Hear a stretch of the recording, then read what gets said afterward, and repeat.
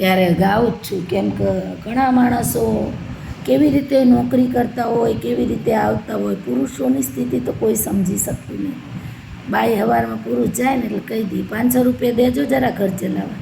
પણ એ 500 રૂપિયા કમાવા એ ક્યાં ક્યાં શું કરતો હોય કોઈને નથી ખબર.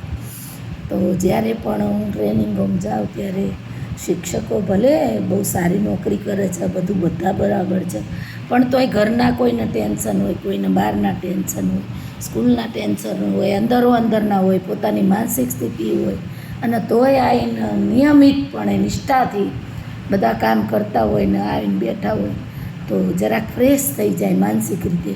એ વિચારીને હું આ ગીત ગાઉં છું. ગીત પિક્ચર છે રાજેન્દ્ર કુમાર અને માલા સિન્હાનું. જ્યારે એનો અવાજ જતો રહે છે ને ગાઈ શકતો નથી ત્યારે માલા સિંહ એને હિંમત આપવા માટે મંદિરમાં આ ગીત ગાય છે. બહુ સરસ છે. તેરે નૈના ક્યું ભર આए, तेरे नैना क्यों भर आए, तेरे नैना वो है सबका रखवाला, तो काहे को घबराए, तेरे नैना ये દુઃખ ઓર એ જ્યારે કોઈ હોતું નથી ને ત્યારે ભગવાન હોય છે. માણસો આપણી વાતો સાંભળે છે ને જઈને બીજાની આગળ કરે છે, આપણી હાંસી ઉડાવે છે. આપણા જેવા આત્મસન્માનવાળા લાગણીવાળા હોય કોઈ આગળ વાત નથી કરતા, એનાથી ટ્રાય કરે છે કે આને હું મદદ કરી શકું તો ઠીક છે. બાકી તો ભગવાન છે જે આપણું સારું સાંભળે છે ને ખોટું સાંભળે ને તોય આપણું સારું જ કરે છે. ये दुख और ये आंसू सारे ले जा प्रभु के द्वारे, ले जा प्रभु के द्वारे, वो ही टूटी आस बंधाए, बिगड़े काज सवारे, बिगड़े काज सवारे, द्वार से उसके कोई भी खाली हाथ न वापस जाए, तेरे नैना क्यों भर आए, तेरे नैना क्यों भर आए, तेरे नैना जीवन की ये धूप ये छाँव सब है खेल तमाशा,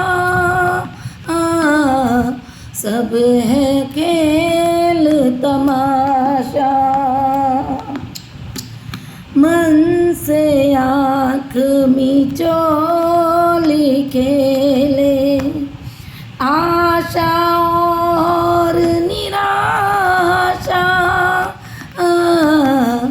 आशा और निराशा. બહુ સરસ લીટી છે. आज है दुख तो कल सुख होगा, तो काहे को घबराए, तेरे नैना क्यों भर आए, तेरे જરૂરી છે. એકલું સુખ આવે ને તો માણસો ચકી જાય છે. રૂપિયાની વેલ્યુ રહેતી નથી. રૂપિયો નથી, લક્ષ્મીદેવ છે. લક્ષ્મી ચંચળ છે, જ્યાં એની કદર થાય ત્યાં જ રહે છે. લક્ષ્મીની વેલ્યુ છે, દેવ છે, આપણે રાખવી પડે વેલ્યુ. મન પડે એમ ન વાપરી કઢાય. દુઃખ આવ્યા પછી જે સુખ આવે છે ત્યારે આપણને પૈસાની વેલ્યુ સમજાય છે, સુખની વ્યાખ્યા સમજાય છે. કેમ કે આપણે ખૂબ દુઃખ વેઠીની પૈસા મેળવ્યા છે, કે ઈ વસ્તુ મેળવી છે ત્યારે એ વસ્તુની માણસની કિંમત, અત્યારે તો માણસની કિંમત જ નહીં. પૈસો હોય તો એને પગે લાગે, ગરીબની તો કોઈ કિંમત જ નહીં. આ તો સારું હસવું એ વેચાતું થતું નહીં, ન કોઈ ગરીબને હસવાય નહોતું. એટલે સુધી આ વાત આવી ગઈ છે, ક્યાંય રહ્યું જ નથી કશું. જે સમજે છે એ બીજાને સમજે છે, નથી સમજતા એ કોઈ નહીં નથી સમજ, એ ભગવાનને ગણતા નથી. તમે જો કાલ સમાચારમાં હતા, સેલ્ફી લેવા ગયા ને દરિયે પગે લાગવા ગયા ને ગુજરી. પગે લાગવું જુદી વાત છે, આગળનું કિનારેથી લાગીને અને તાર સેલ્ફીની ગેલસા તો જુઓ તમે. પાડો ને સેલ્ફી, આપણા માવતર જોડે પાડો, આપણા રસોડામાં પાડો, આપણે રસોઈ કરીએ એ પાડો, આપણે કપડાં ધોઈએ એ પાડો, હા આપણે સંડાસ બાથરૂમ ધોઈએ એ પાડો, આપણે લુગડા આપણે બીજાને મદદ કરીએ એ પાડો, બહાર શેરીમાં હાવેણો ફેરવતા હોય પાડો. મારી સેલ્ફી જુઓ ડેલી, આ તારમાં આવી ગઈ છું, આવીને પહેલો મારો રોડ વાળી કાઢવાનો, ઓફિસ અમીનમી કરી દેવાનું, પપ્પાને પગે લાગી લેવાનું, પછી આગળ વાત કરવાની. તમારી મહેનતની સેલ્ફીઓ પાડો, તમને પોતાની જાત ઉપર ગર્વ થશે. જાતનું માન છે ને બહુ મોટું છે, આત્મસન્માન.